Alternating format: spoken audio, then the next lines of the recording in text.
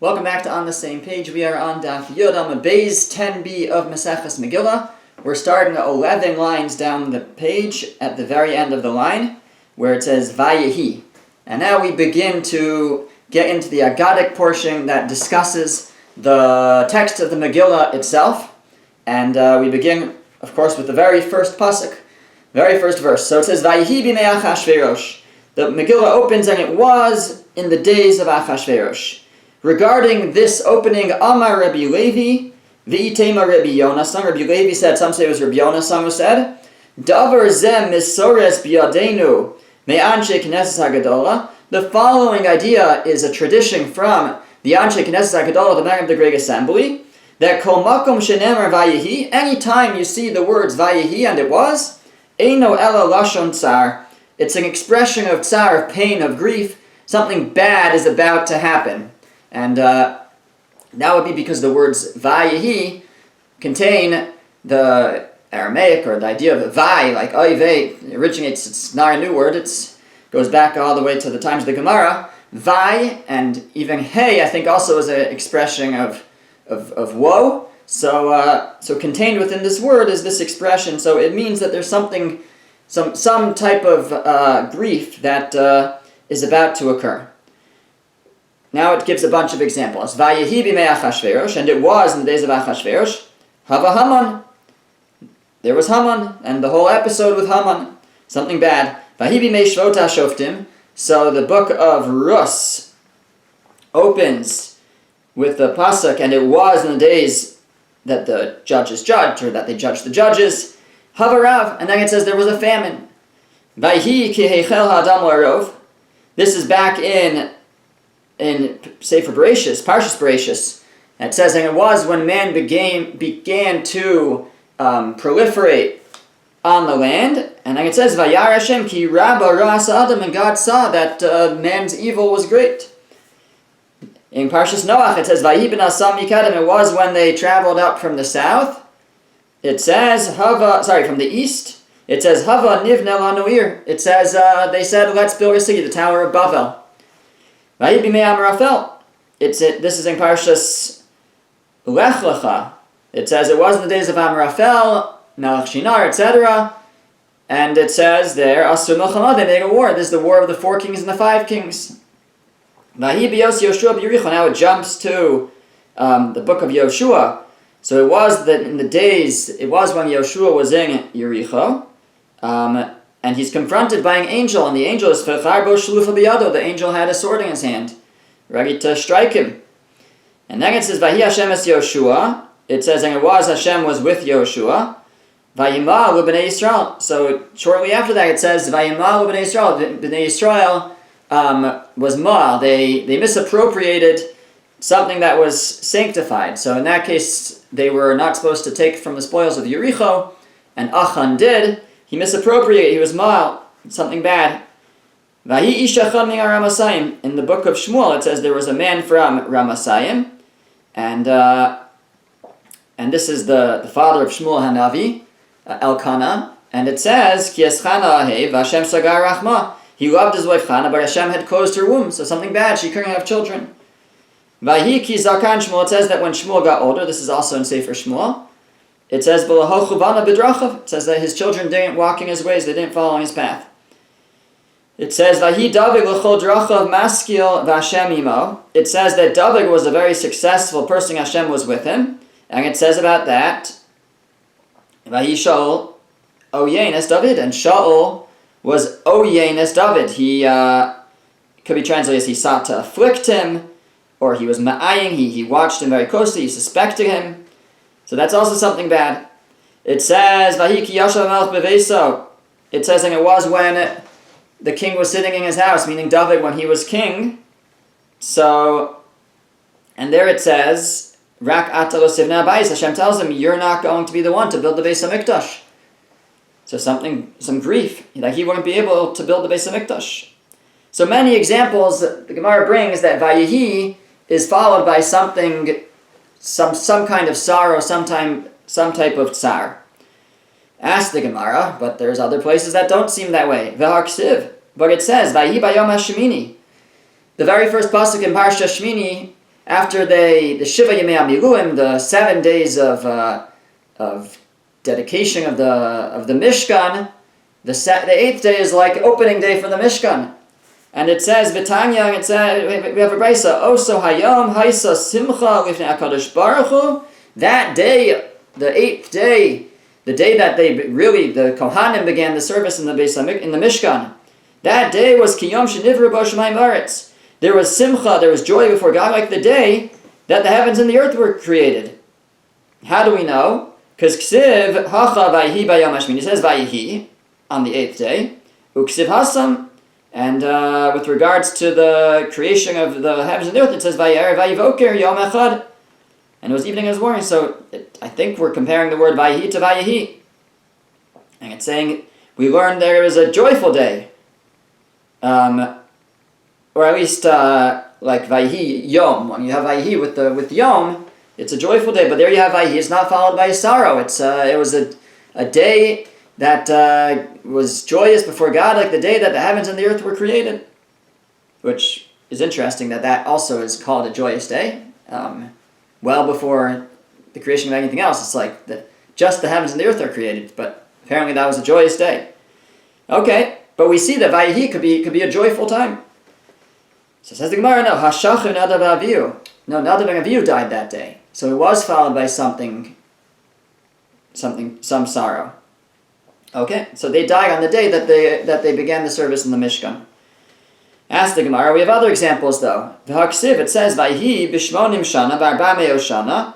It was after 480 years since they left Mitzrayim and they left Egypt that the Beis HaMikdash was built. That's a pasuk in Sefer Malachim.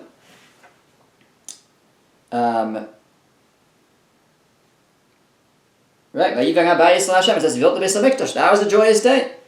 V'haksiv also says, this is in Parshas Vayetze. Vayi kasher ra Yaakov es Rachel. It was when Yaakov saw Rachel. It says Vayihi. That's obviously a joyous time. He meets Rachel. V'haksiv. But it says Vayi erev vayivoker Yom Echad. What about that Vayihi? It was evening, it was morning, the first, one day. V'haka Sheni, it was the second day. V'haka Shlishi, the third day. V'haka Tuva, there's many examples of Vayihi that are joyous or not followed by grief. So what kind of a rule is this, that Vayihi is always followed by grief? So Amar Rav Ashi,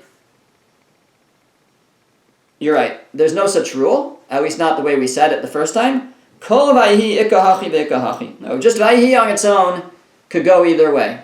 It could be a happy day, it could be a sorrowful day. Vayihi bimei, but when you see the words Vayihi bimei, it was in the days of Eino el Lashon Sar. That is always an expression of sadness. Because Chamisha Vayihi bimei havu, there's 5 times in Tanakh where it says Vayihi bimei, and they're all the beginning of something bad. Vayihi bimei Achashverosh. It wasn't the days of Achashverosh, like we said, that's Haman. Vayihi bimei Shvot HaShoftim. It wasn't the days of judging the judges, there was a famine. That was the beginning of the book of Ruth, Sefer Rus. Vayihi bimei Amraphel. It wasn't the days of Amraphel. This is the war of the 4 of the 5 kings. There was a Melchama, there was a war. Vayihi bimei Achaz. So this is a new one. We didn't have this one yet. Vayihi bimei Achaz. This is a pasuk in Yeshaya. And this is when Yerushalayim was attacked. So that wasn't good. And Vayihi bimei Yoyakim, and it was in the days of Yoyakim, which is really the beginning of the process of destruction and galus and exile for the Beis HaMikdash and Yerushalayim and the Jewish people. That's the beginning is when Yoyakim was king. So the rule that really, I guess the correct tradition should be anytime it says Vayihi bimei, that's a precursor to something bad. Okay. Now,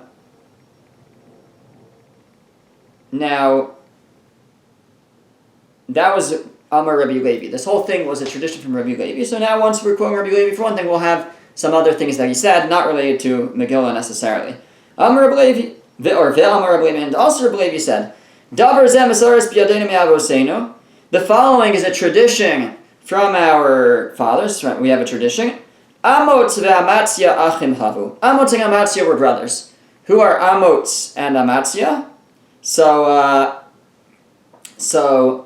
Amot, Amatzia was a king of Yehuda in Judah, and Amot was the father of Yeshayahu Hanavi, and he's Rabbi Levi is saying that they were brothers. So Amatzia, the king, Melech Yehuda, was a brother to Amot, the father of Yeshayahu Hanavi. Okay, ask the Gemara, Ma'ika Mashmalan.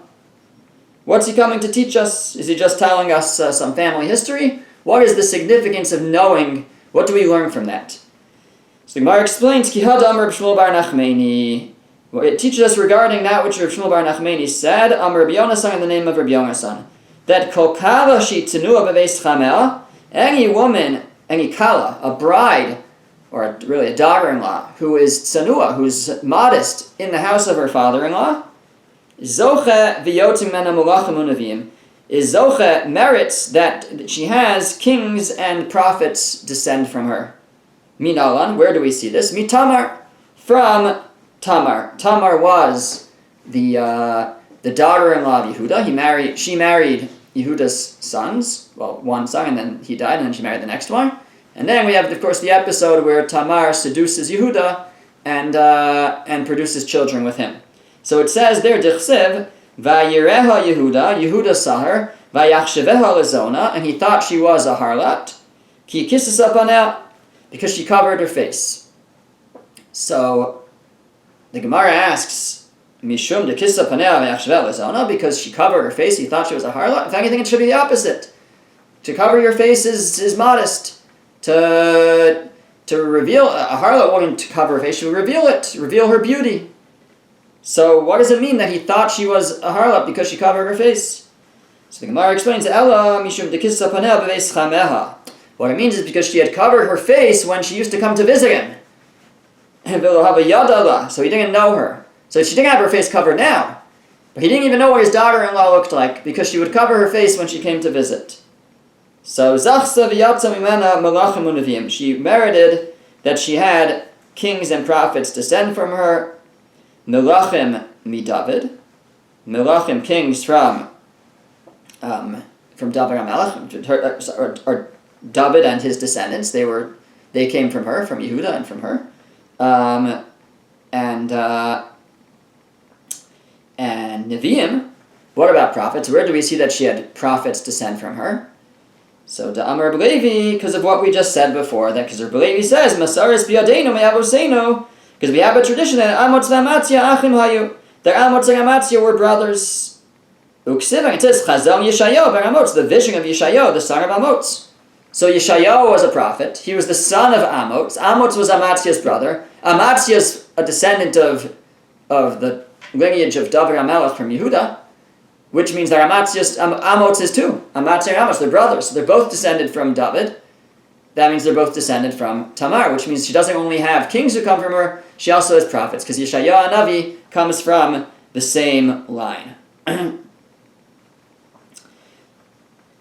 So ultimately, what's the significance of knowing that they're brothers is to know that they both are from the line of David and Yehuda, from Tamar, and that teaches us, that brings out this idea that she merited to have kings and prophets from her because of her tznius, because of her modesty.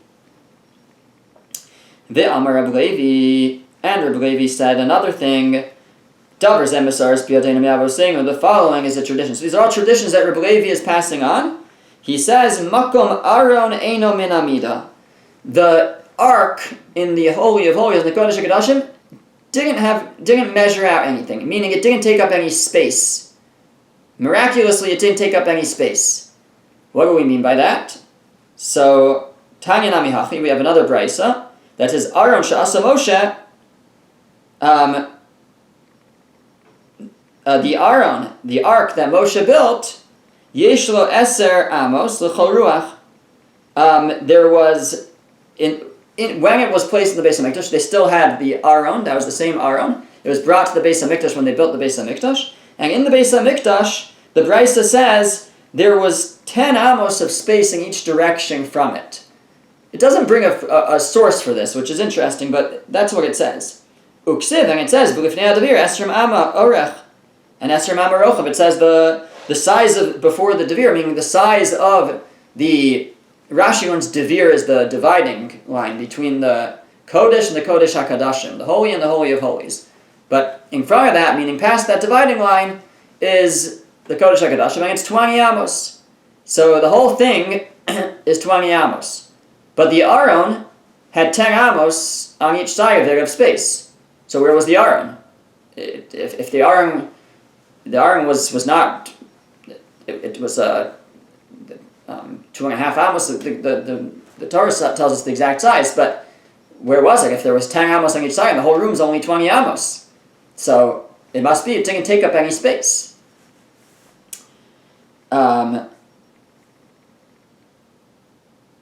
Fine.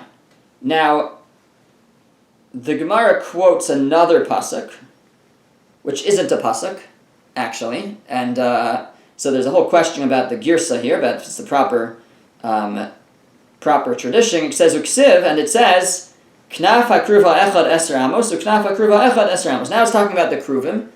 Now, Shlomo HaMelech had different kruvim in the Beis HaMikdash, or additional ones. There were the kruvim, the cherubs that were on top of the Aron. Shlomo HaMelech built these big kruvim in the Beis HaMikdash, in the Kodesh HaKadashim, and here it says their wings were 10 amos. The wing of one of the kruvim was 10 amos, the wing of the other kruv was 10 amos. What it really says in the pasuk is that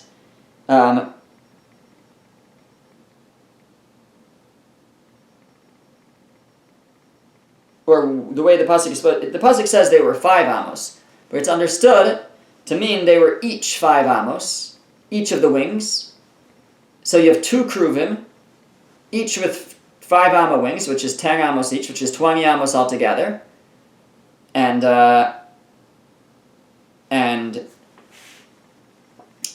where's the body in between? It has these wings, but where's the body? Now it's possible to answer, well, the wings could have been up above the head, touching each other and coming out, and they would take up the whole room.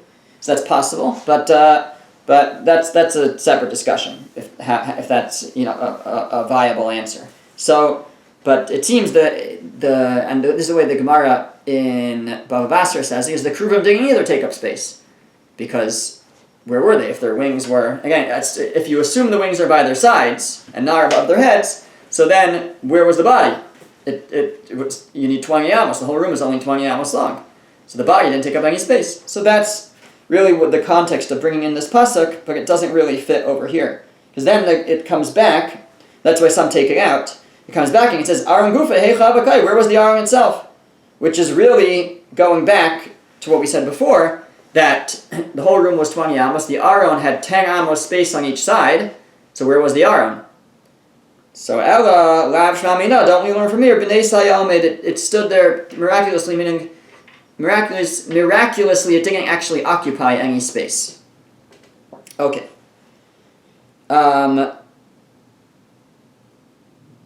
Reb Yonasan, fine. So that's the conclusion of Reb Levi's teachings, and now we get back to Megillah Esther. And what we're now about to do is a series of introductions to the Megillah, and it really goes on to the next page. It lists a bunch of Amoraim, of sages of the Gemara, who, what would they open up when they talked about Megillah? How would they open up their discussion? And they quote different psukim from around Tanakh as openers to their discussions. So it says, Reb Yonasan pasach lapischa l'haiparshas amehacha. Reb Yonasan opens his introduction with the following. He quoted a pasuk in Sefer Yeshaya. The pasuk says, "V'kamti aleihem." It says, "Ne'um Hashem tzvakos." Hashem says, "I'm going to rise against them." V'hichrati leBavel, and I will cut off from Bavel Shem Ushe'er, their name and their remnant, V'nin, their descendant, their child, v'nechad, and their grandchild. That's what it would mean literally. I will cut off, Hashem's basically promising the destruction of Bavel, I will cut off from them their name, their remnant, their child, and their grandchild. Nu'um Hashem. That's what Hashem says. Now, what is it referring to? So he darshans, he learns out that Shem Zaksav. When it says that he will remove their name, it means their writing, their script. That it's cut off. Nobody remembers the Babylonian script. Hashem says, I'm going to get rid of it. She'er Zeh Lashon. She'er, their remnant, refers to their language. We're going to get rid of the Babylonian language. So there's some ancient Babylonian language other than Aramaic that was spoken, and Hashem's promised to get rid of it. It's gone. Nin Zeh Malchus. Nin, we translate as child, but also, Rashi says that it's a language of rulership also. He quotes a pasuk in Tehillim, Yanun Shemo, it means to rule. So Nin is Malchus, is kingship. Hashem says, we'll get rid of their kingship. And that's what happened. The Babylonians fell. V'neched Zu Vashti. The grandchild, that's Vashti. Because Vashti was a granddaughter of Nebuchadnezzar. So, the king of Babylonia. And Hashem got rid of her too, he cut her off. So that's how Rabbi Yonasan would open up his discussion about the Megillah, quoting that pasuk. Rabbi Shmuel bar Nachmani, pasuk Chapismai Parshas Hamiyacha. Shmuel bar Nachmani opened up his introduction with the following. He quoted another pasuk from Yeshaya. It says, Tachas hanatzutz ya'aleh v'rosh. In place of the thorn bush, a cypress will grow. B'sachas hasirpad ya'aleh hadasing. In place of the nettle, a myrtle will grow. What does that mean? Tachas hanatzutz, so he darshans it, he learns it out to mean the following. Tachas hanatzutz means, instead of the thorn bush, means instead of Haman. Tachas Haman harasha, sha'asa atzma avodah zarah. Why is Haman called a thorn bush? Because he made himself into an avodah zarah. He made himself into an idol. Dichsiv, and because the pasuk says, this is a pasuk in Yeshaya also. It says, Uv'chol ha'natzutzim, uv'chol ha'na'alulim. It says all of the brushes and bushes, the thorn bushes and things, and whatever the end of that pasuk is, but it's referring to, in that context, it's a metaphor for idols, and it calls the idols bushes. So you see that a bush can sometimes refer to an idol.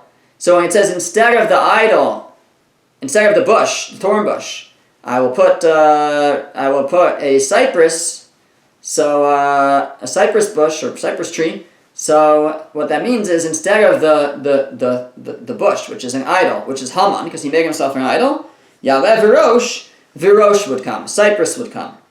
What's that? Zeh Mordechai. That refers to Mordechai. Why is he called a Berosh? Shenikra Rosh because Berosh,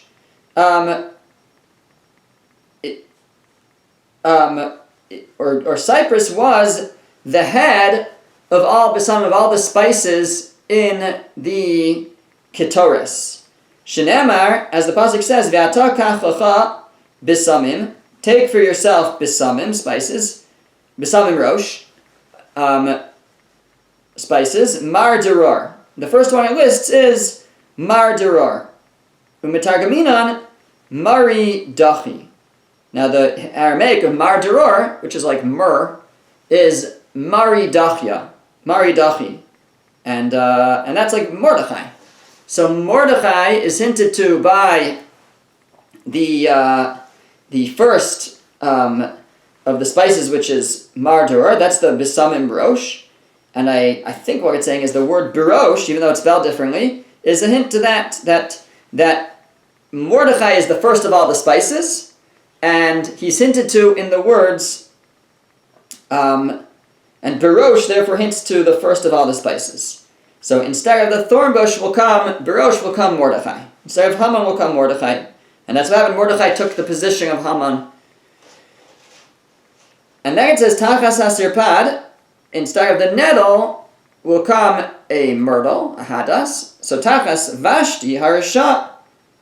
Instead of Vashti, the wicked, who was Bas Benosha Nebuchadnezzar Harasha, she was the granddaughter, the daughter of the son of Nebuchadnezzar, Shesaraf Refidas Beis Hashem, who burned the Refida of Beis Hashem, and Dichsiv Refidaso Zahav. It said the Refida is gold. The Refida is either like the ceiling, I think, or the resting place. But there's a part of the Beis Hamikdash called the Refida. Nebuchadnezzar burned it, so we refer to his granddaughter as Sirpad, which is the same letters as Refida, Reish Pei Daled. So Sirpad, which means nettle, was a reference to the granddaughter of the one who burned the Refida of the Beis Hamikdash.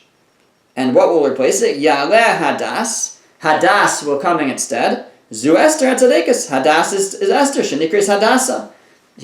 Her other name was Hadasa, Shenamar, as the pasuk says. Bahi Oming is Hadasa.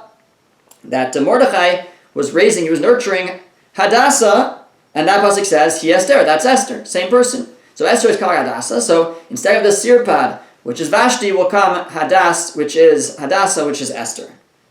And then that pasuk actually goes on, and it says, V'haya lahashem l'shem. It will be like for God a name, it will make a name for God. What's that? Zu Mikra Megillah. That's the reading of Megillah, will make a name, publicizes God's miracle. Le'os olam lo yikares. It will be a sign forever. It won't be cut off. That's the end of the pasuk. Elu yimei Purim. That's the days of Purim that they won't be cut off. That Purim is an everlasting holiday, unlike other holidays, actually. That's what this will be teaching us. Okay. So that was another way to introduce the Megillah. Rabbi Yeshua ben Levi pasuk al Pischa alai parashas Mehacha. Rabbi Yeshua ben Levi would introduce this parsha, this topic with the following. A pasuk in the Tochacha, in the Chumash. It's a pasuk in Parshas Kisavo. It says, Vaya kasher sas Hashem aleichem leitiv. Hashem promises us, just as He rejoiced on us when He did good for us, King Yasis lehara eschem. So too He will rejoice to do bad to us when we sin. Now the Gemara asks,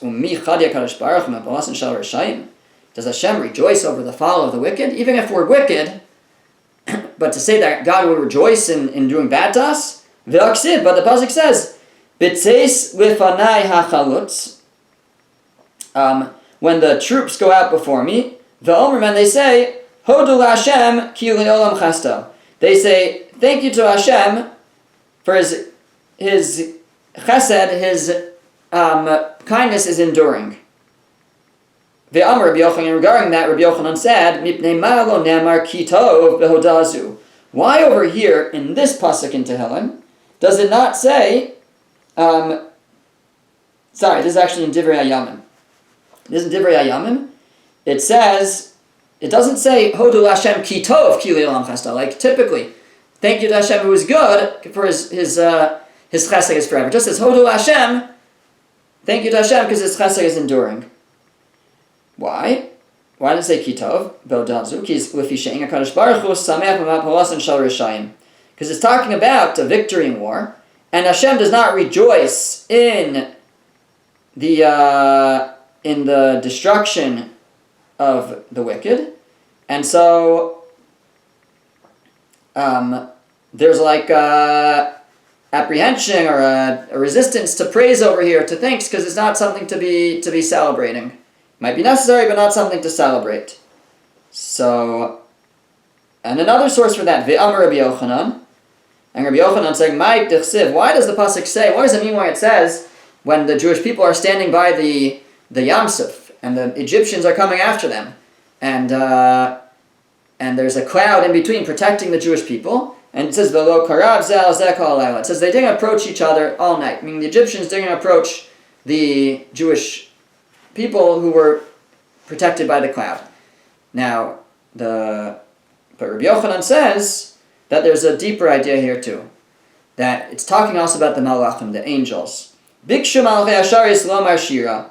The Malachim wanted to sing shira that night, I guess after the drowning of the Egyptians in the Yam Suf, Amar HaKadosh Baruch Hu said to them, God said to them, Maisei Yadai Tovim Bayam Be'atam Omrim Shira. My creations are drowning in the sea, and you're singing Shira. You're singing your song. Angels don't sing. And that's what it means. V'lo karav zel zeh kol halayla. They didn't come near each other all night. Usually we say v'kara zel zeh v'yamar. They call to each other and they say, that's talking about the angels.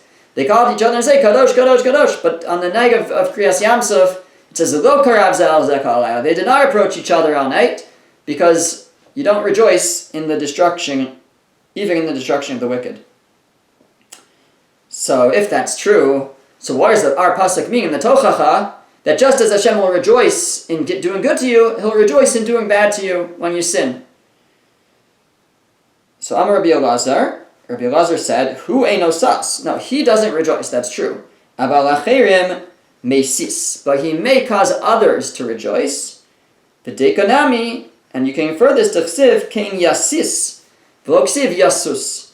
It says, Shema Mina, we see from there. So, it says, just as Hashem rejoiced when doing good to you, Kein Yasis, B'Heira Lachem. He'll also Yasis in doing bad to you. What does Yasis mean? So, if it could say Yasus would mean he will rejoice. Yasis means he will cause to rejoice. He will cause others to rejoice. So what does all this have to do with the opening of the Megillah? So this is how Rabbi Shua ben Levi would open the Megillah to say that the way Rashi learns at least is that he caused the Persians to rejoice in seeing the expected destruction of the Jewish people, which didn't come to be, but they rejoiced. So he would start with this pasuk, just as Hashem rejoices in doing good to you, he caused others to rejoice in your destruction. But that didn't come to be. You could say the other way, he caused us to rejoice over our enemy's downfall at the end. I think that's a fair read too. Okay. Rabbi Abba Bar Kahana pasuk lapislai parashas Amihacha. Rabbi Abba Bar Kahana would open up the introduction to talking about the Megillah with the following. He quotes a pasuk in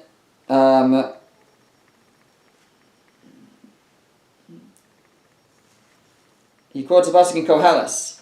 La'adam shetov lefanav, to a man who is good before him, before God, nasan chachma vadas v'simcha. He gave wisdom and knowledge and joy. Zeh Mordechai HaTzadik. It's referring to Mordechai. He was good before him, he gave him wisdom and knowledge and joy. Ulechote nasan inyan le'asof v'lichnos. And the next part of the pasuk is for the sinner, he gave the idea to gather in, to always be gathering, amassing more money. Zeh Haman, that refers to Haman.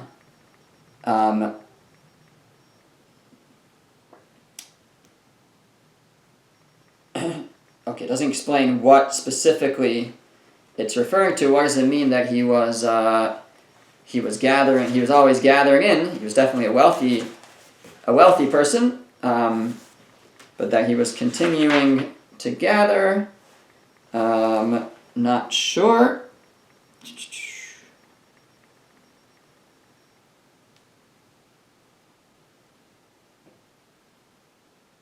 Yes, he quotes a Gemara in Sota, the Maharsha here, and he says that because Haman set his eyes on something that he wasn't fit for him, and everything was taken from him. I think it's referring to, what it means is Haman wanted more. He wanted to be the king, so he or at least to be like the king. He said when he came to Achashverosh said, "What should you do for a man whom the king wishes to honor?" He said, "Well, it must be for me." And he said, dress him up in the king's clothes and put him on the king's horse.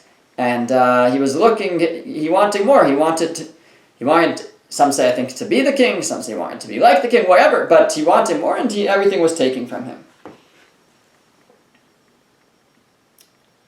Okay. And